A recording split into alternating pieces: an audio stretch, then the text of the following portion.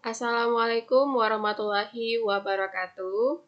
Baik sahabat BMA dimanapun berada, kali ini saya akan coba membahas tentang kewajiban lancar atau biasanya juga disebut dengan karen liabilitas atau bisa juga dikatakan liabilitas lancar gitu ya. Nah, apa yang mau kita bahas di sini? Yang pastinya kita pengen kenal dulu ya kan seperti apa sebenarnya kewajiban lancar ini. Jadi, kita lihat dulu. Di sini sudah ada pengertiannya ya. Jadi saya ambil di sini pengertiannya menurut PSAK dan juga Ikatan Akuntan Indonesia. Nah, kalau kita lihat di sini menurut PSAK itu kewajiban lancar adalah kewajiban yang memang diharapkan akan dibayar dengan menggunakan aktiva lancar atau dengan menciptakan kewajiban jangka pendek lainnya.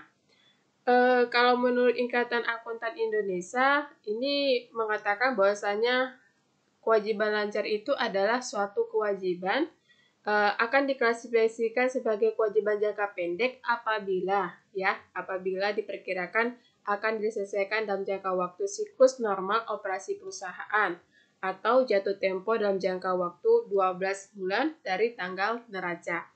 Jadi kalau kita simpulkan sebenarnya ya dari kedua definisi ini dan juga sebenarnya ada juga menurut pendapat-pendapat ahli lainnya, kewajiban lancar ini adalah suatu kewajiban yang memang harus dibayarkan oleh pihak perusahaan atau seseorang yang dalam jangka waktu itu kurang dari 1 tahun. Nah, kurang dari 1 tahun atau jangka waktunya 1 tahun atau 12 bulan. Jadi ini dia ya yang dimaksud dengan kewajiban lancar. Jadi dia makanya dikatakan lancar atau bisa juga dikatakan kewajiban jangka pendek atau liabilitas jangka pendek. Karena apa dikatakan jangka pendek? Karena dia memang jangka waktunya hanya sebatas 1 tahun. Nah itu dia. Itu dia adalah kewajiban lancar dia. Kewajiban lancar pengertian dari kewajiban lancar atau kewajiban jangka pendek atau liabilitas jangka pendek. Oke. Baik, kemudian kalau kita sudah tahu apa definisi kewajiban lancar, kemudian kita juga harus pahami ya. Yang perlu kita pahami itu adalah penilaian kewajiban lancar. Jadi penilaian kewajiban lancar itu ya dicatat dan dilaporkan sebesar nilai nominalnya.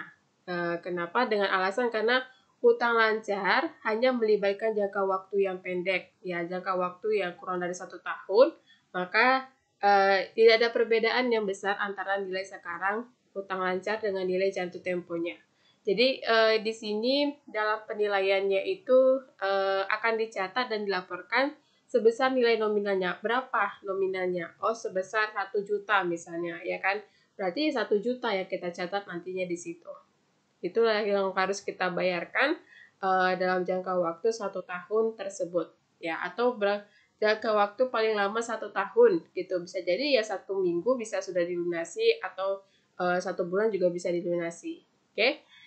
Kemudian apalagi yang perlu kita ketahui? Ya, klasifikasi kewajiban lancar. Ada beberapa klasifikasi terkait dengan kewajiban lancar, yaitu yang pertama adalah kewajiban usaha, yang kedua itu kewajiban non-usaha. Jadi kewajiban lancar ini memang bisa ada dikategorikan kewajiban usaha, ada juga dikategorikan ke kewajiban non-usaha. Nah, kalau kewajiban usaha itu seperti apa? Ya, seperti misalnya kewajiban yang memang dilakukan ya sebagai akibat timbulnya pembelian barang misalnya gitu kan, kemudian yang dilakukan memang secara kredit gitu, itu makanya dikatakan sebagai kewajiban usaha. Jadi dia tuh utang atau kewajiban suatu perusahaan yang berkaitan dengan aktivitas operasional perusahaannya. Nah ini dia, karena kan kewajiban ini juga macam-macam ya, tapi yang kalau kewajiban usaha itu ya dia seperti itu, yang memang pokok sekali ya, yang berkaitan dengan kegiatan operasional perusahaan. Nah, kewajiban non-usaha itu adalah kewajiban yang timbul bukan karena transaksi usaha atau bukan karena aktivitas operasional perusahaan gitu ya. Seperti apa? Contohnya seperti utang perusahaan kepada pegawai atas gaji yang belum dibayar, misalnya ini ya, contohnya kewajiban non-usaha. Tapi kalau kewajiban usaha itu seperti utang dagang. Ya, misalnya dia menjual, misalnya dia membeli barang dagang ya kepada pihak supplier gitu kan. Nah, itu kan otomatis akan berkaitan dengan aktivitas usaha perusahaannya, misalnya seperti itu. Nah, itu nanti akan diakui sebagai utang dagang. Ini dia perbedaannya ya. Ada kewajiban usaha, ada kewajiban usaha. Nah, kewajiban usaha ini yang berkaitan dengan aktivitas operasional perusahaan, ya, kegiatan utamanya.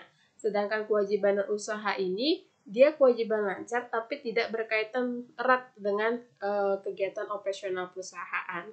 Itu dia. Oke. Nah, kemudian apalagi yang perlu kita tahu di sini jenis-jenis kewajiban lancar. Jadi, jenis-jenis kewajiban lancar ini terbagi lagi ya, terbagi dulu dalam dua kategori. Pertama itu kewajiban lancar dengan jumlah yang pasti. Nah, kewajiban lancar dengan jumlah yang pasti. Maksudnya gimana gitu kan? Ya, maksudnya itu adalah segala sesuatu hal yang berkaitan dengan hutang atau kewajiban lancar yang jumlah nominal hutang dan waktu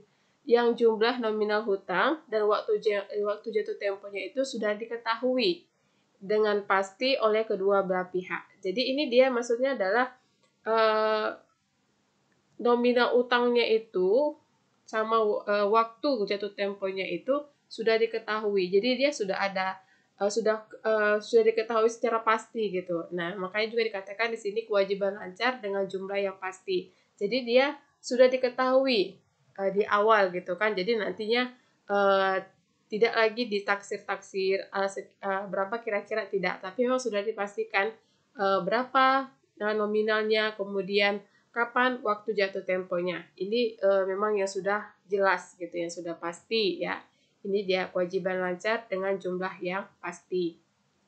Misalnya nih beli barang dagang ya kan.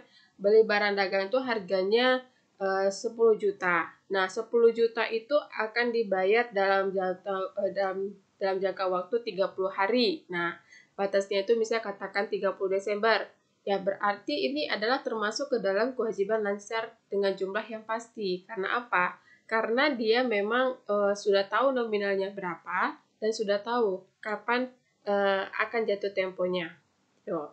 Nah, kalau kewajiban lancar yang harus diestimasi, ini yang kedua ya. Tadinya kewajiban lancar dengan jumlah yang pasti. Nah, di sini adalah kewajiban lancar yang harus diestimasi.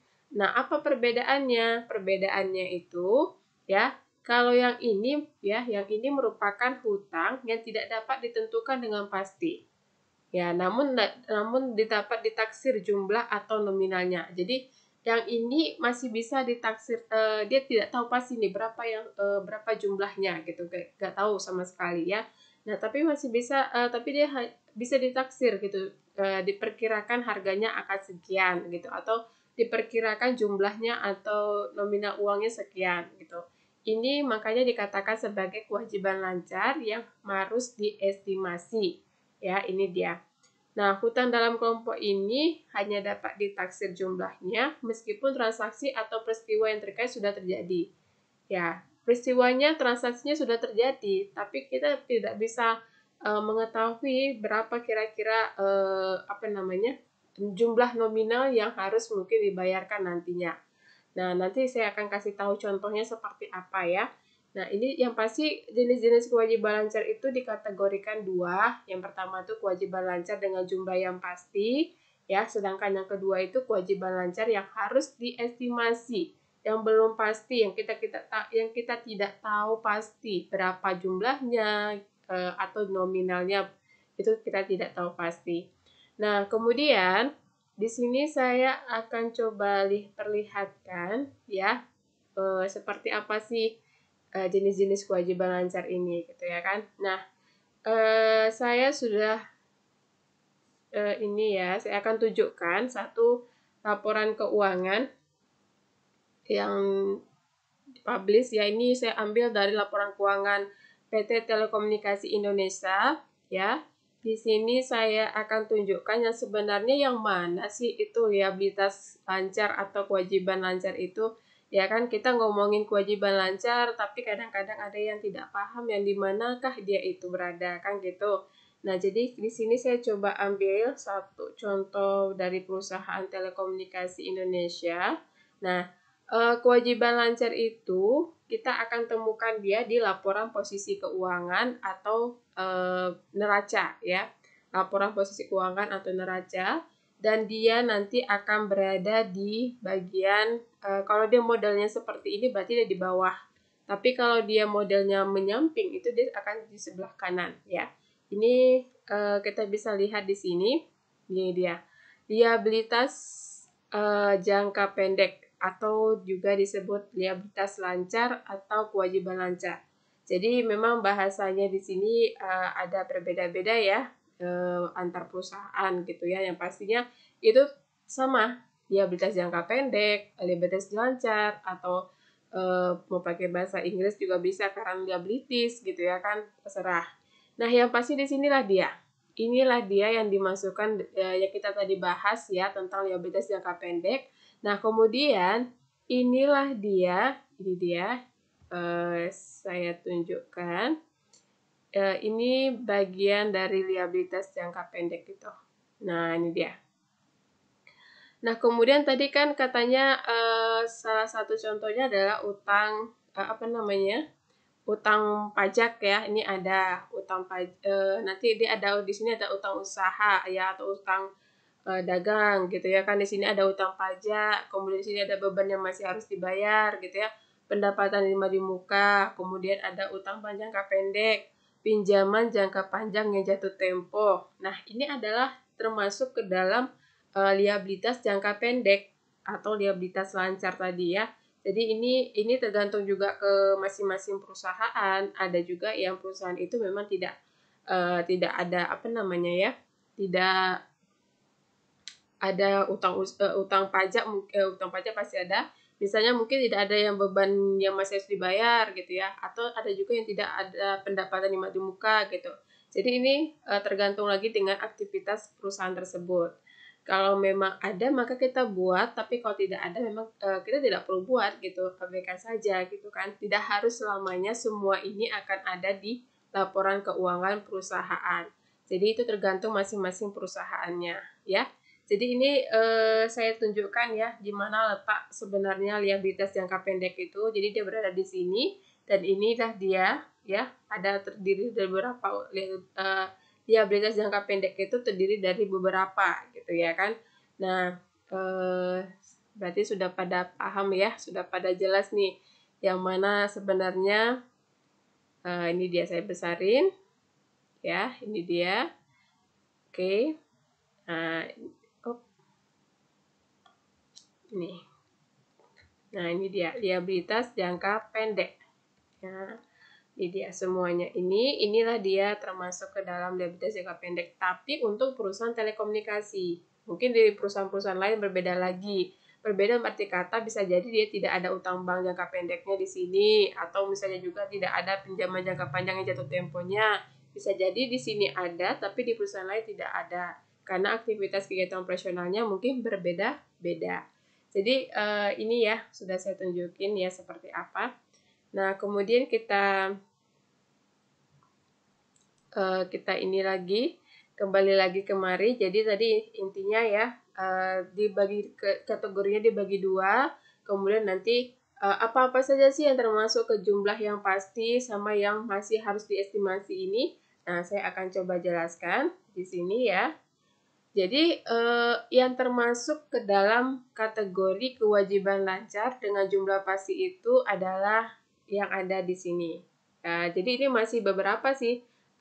Ada juga yang lain dari ini juga ada, tapi saya di sini hanya coba menjelaskan 6 saja ya. Tapi kalau nanti ditemukan yang lain lagi akun-akunnya gitu ya, hutang-hutangnya, ya silakan saja dipelajari. Tapi di sini saya coba menjelaskan 6 ini.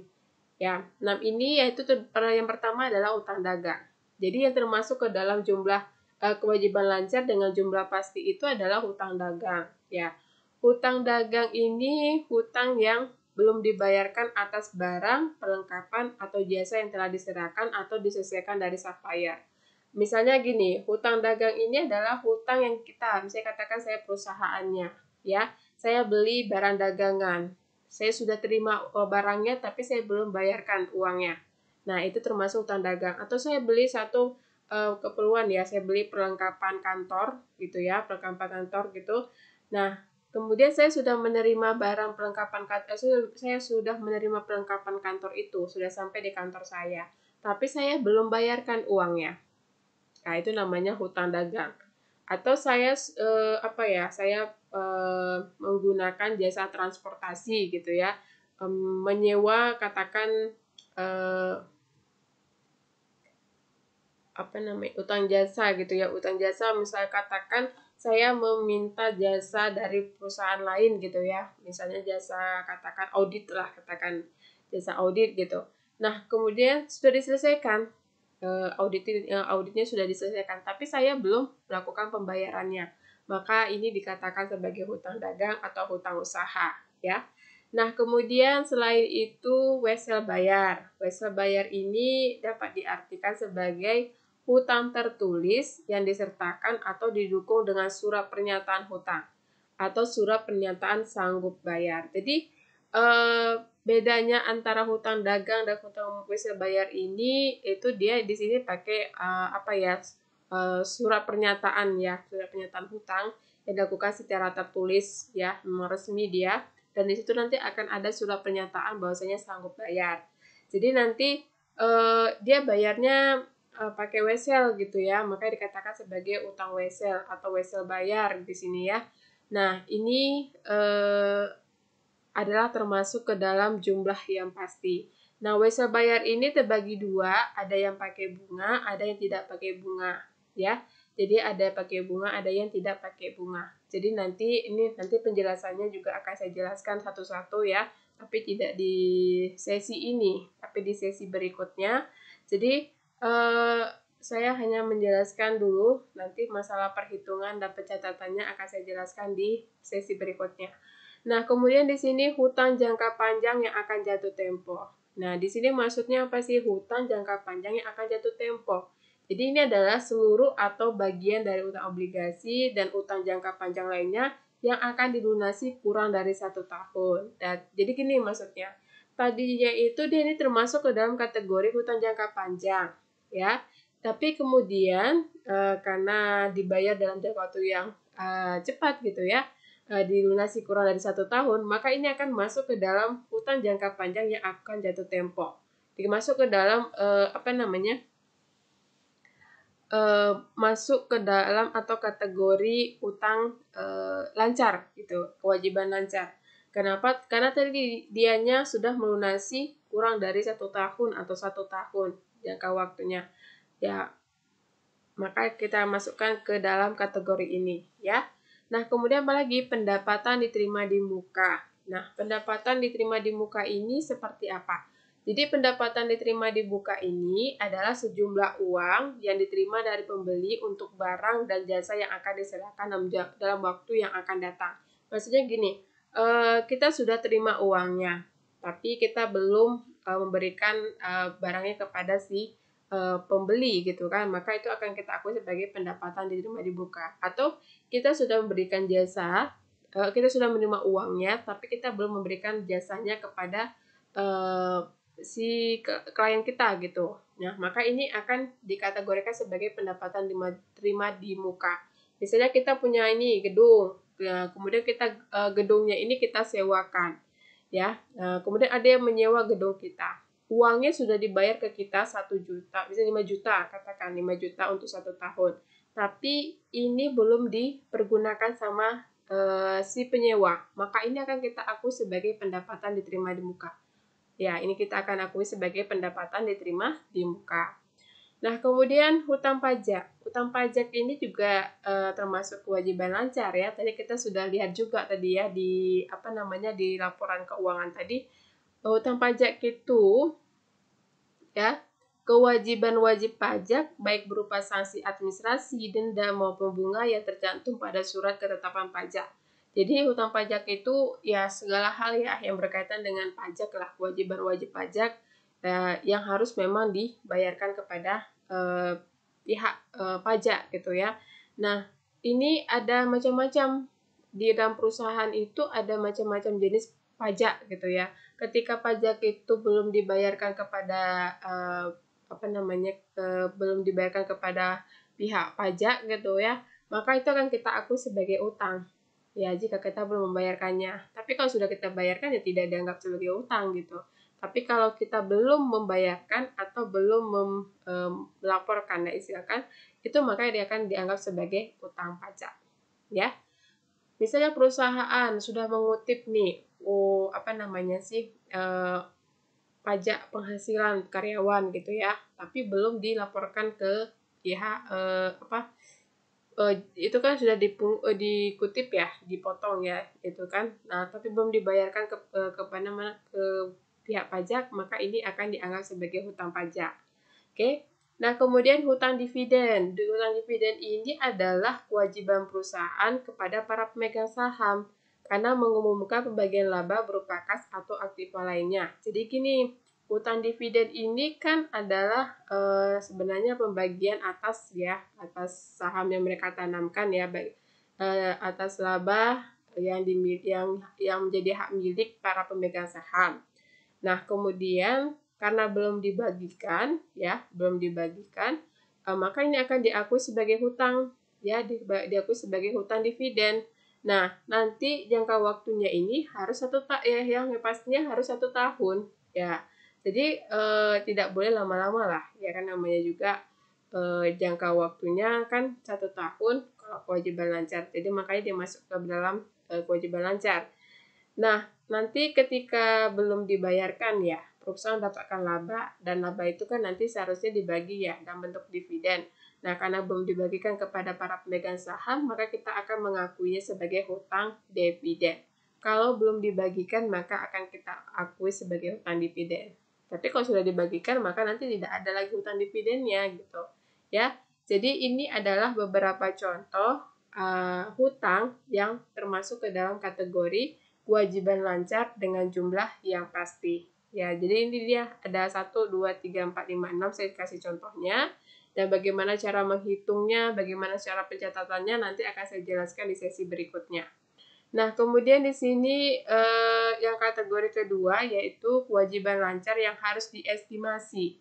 Kewajiban lancar yang harus diestimasi itu maksudnya seperti apa? Jadi maksudnya ini juga saya hanya menjelaskan 2 ya, sedangkan untuk contohnya itu sebenarnya ada lain lagi ya, tapi itu tergantung dari masing-masing perusahaan juga. Ya, tapi di sini saya coba ambil 2 contoh saja, hutang yang termasuk ke dalam hutang kewajiban lancar ya. Yang pertama itu hutang hadiah.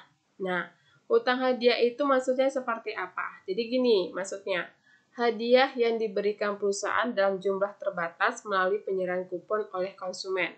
Nah, ini termasuk ke dalam hutang hadiah. Ya, maksudnya gini, hutang ini belum terjadi, namun akan menjadi biaya ketika terjadi penjualan produk dan konsumen mendapat kupon hadiah. Nah, ketika sudah terjadi aktivitasnya ya, ketika terjadi penjualan produk dan konsumen mendapatkan kupon hadiah, ini masuklah yang namanya hutang hadiah. Kupon hadiah yang beredar ini ya yang merupakan hutang yang ditanggung perusahaan dan jumlahnya ditaksir oleh perusahaan. Jadi nanti belum tahu ini jumlahnya berapa, masih ditaksir oleh pihak perusahaan. Nah, nanti kupon hadiah inilah kan biasanya gitu ada ya, ada kupon-kupon hadiah gitu ya. Nah, nanti kalau misalnya mengikuti kuis ini dapat kupon hadiah, bisa belanja kemana gitu misalnya. Nah, ini termasuk ke dalam kewajiban lancar yang harus diestimasi, yang belum tahu berapa jumlahnya gitu kan, dan belum tahu kapan. Ya, tergantung kapan penjualan produk dan konsumennya terjadi gitu kan. Nah, nanti ya bagi yang sudah baru dapatkan yang ya konsumen yang mendapatkan kupon hadiah juga belum tahu kapan gitu kan. Nah, ini dia ya. Jadi ini termasuk ke dalam kewajiban lancar yang harus diestimasi. Nah, yang kedua, hutang garansi. Hutang garansi ini adalah kebijakan suatu perusahaan saat memberikan garansi kepada konsumen untuk memperbaiki kerusakan atau kekurangan suatu produk guna mempertahankan kualitas produknya. Nah, ini juga biasanya terjadi nih, misalnya kita tuh beli satu handphone. Ya, handphonenya harganya 5 juta katakan misalnya gitu ya. Kemudian biasanya kan gitu ada ya, pas kita beli baru gitu kan pasti ada garansi dari perusahaannya gitu ya atau tokonya. Ini nanti ada garansinya 2 tahun. Jadi nanti, kalau ada kerusakan maka nanti akan menjadi tanggung jawab perusahaan. Nah, itu yang menjadi tanggung jawab perusahaan itu adalah dikatakan sebagai hutang garansi. Kan nggak tahu nih kapan dan jumlahnya juga tidak tahu pasti. Garansi ini tidak diketahui jumlah pastinya, namun harus ditaksir jumlahnya karena merupakan biaya yang akan dikeluarkan atau ditanggung perusahaan. Jadi kan kenapa dikatakan kewajiban lancar yang harus diestimasi? Ya karena ini kan bisa jadi dalam jangka waktu 2 tahun itu tidak ada yang handphonenya rusak gitu kan. Berarti ini tidak akan digunakan hutang garansi ini, tidak akan timbul hutang garansi ini. Dan makanya jadi belum pasti yang bisa diakui kalau memang sudah pasti gitu kan. Tapi kan ini kan bisa jadi tidak ada dalam jangka waktu 2 tahun itu tidak ada sama sekali konsumennya yang merasa handphonenya rusak. Jadi tidak dipergunakan lah garansinya gitu kan. Nah, ini juga tidak tahu jumlahnya berapa gitu kan karena kan pasti harus dicek dulu kerusakan dari handphone itu misalnya di mana gitu kan, apanya yang rusak dan biayanya juga baru diketahui itu ketika diperiksa dulu. Oh, layarnya rusak nih. Nah, maka jika itu memang menjadi tanggung jawab perusahaan, maka dia akan tahu nominalnya berapa atau jumlahnya berapa itu ketika sudah dibawa dulu barangnya, sudah diperiksa dulu handphonenya, baru bisa dijumlahkan atau dikalkulasikan gitu ya. Jadi ini namanya hutang garansi. Karena aktivitasnya kan sudah terjadi nih. Jadi mereka tidak bisa menentukan, oh ini sudah ada yang beli handphone, nanti berarti garansinya ini sekitar 1 tahun lagi dia pasti bakal datang kemari atau nanti jumlahnya yang akan dikeluarkan untuk biaya perbaikan ini adalah 1 juta. Nggak bisa sama sekali. Pihak perusahaan itu tidak akan bisa atau pihak toko itu nggak akan bisa menentukan kapan dan berapa jumlah nominalnya ya jumlah nominal yang akan ditanggung oleh perusahaan tersebut. Makanya nanti dia masuk ke dalam kewajiban lancar yang masih harus diestimasi. Jadi mereka akan hanya bisa mentaksir-taksir saja ya sekian gitu ya. Tapi kalau nanti misalnya tidak terjadi ya berarti tidak ada hutang garansinya.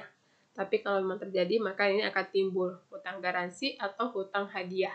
Dan selain ini juga ada lagi nanti ya hutang-hutang lainnya, tapi itu tergantung lagi kepada jenis usahanya apa gitu kan. Ada mungkin sama sekali tidak ada yang menggunakan kewajiban lancar yang harus diestimasi ini. Jadi memang tergantung dari masing-masing perusahaannya. Oke. Baik sahabat BMA dimanapun berada, demikianlah yang mau saya sampaikan terkait dengan penjelasan kewajiban lancar atau liabilitas lancar ini. Yang pastinya kewajiban lancar itu adalah kewajiban yang memang harus dibayarkan atau harus dilunaskan dalam jangka waktu 1 tahun. Kemudian kewajiban lancar itu ya terbagi menjadi klasifikasinya terbagi dua. Ada kewajiban usaha, ada kewajiban non-usaha. Nah, kemudian itu jenisnya ini terbagi kedua juga. Ada dia kewajiban kewajiban yang memang kewajiban lancar yang sudah pasti sama kewajiban lancar yang harus diestimasi. Ya. Jadi tadi saya sudah sebutkan masing-masing jenis-jenis hutangnya. Jadi saya harap nanti penjelasannya sudah cukup jelas ya. Yang pastinya jangan bingung lagi ya membayangkan atau menentukan apakah ini termasuk ke dalam kewajiban lancar atau kewajiban jangka panjang gitu ya. Atau seperti ini, jangan lagi bingung ini apakah termasuk ke dalam kewajiban lancar atau bukan ya gitu. Jangan bingung lagi karena apa saya sudah jelaskan tadi ya. Ada beberapa jenis-jenis kewajiban lancar yang termasuk ke dalam kewajiban lancar. Tadi saya sudah sebutkan apa-apa saja, termasuk ini hutang hadiah dan hutang garansi juga termasuk kewajiban lancar. Kemudian juga tadi saya juga sudah tunjukkan laporan keuangan di mana posisi liabilitas jangka pendek itu berada di mana. Saya sudah juga jelaskan tadi dan dalam bentuk langsung ya, bentuk langsung laporan keuangannya saya tunjukkan. Jadi sudah tahu ternyata letaknya di laporan posisi keuangan di bagian liabilitas ya, liabilitas jangka pendek. Kemudian di sana juga sudah dilihatkan ya, sudah saya perlihatkan tadi sangat jelas sekali. Ternyata apa-apa saja yang termasuk di sana utangnya ya. Oke, sahabat BMA dimanapun berada, demikianlah penjelasan saya. Sampai ketemu lagi di sesi berikutnya. Saya akan jelaskan seperti apa cara menghitung dan bahkan pencatatan yang kita lakukan terhadap kewajiban-kewajiban lancar. Ya, Assalamualaikum warahmatullahi wabarakatuh.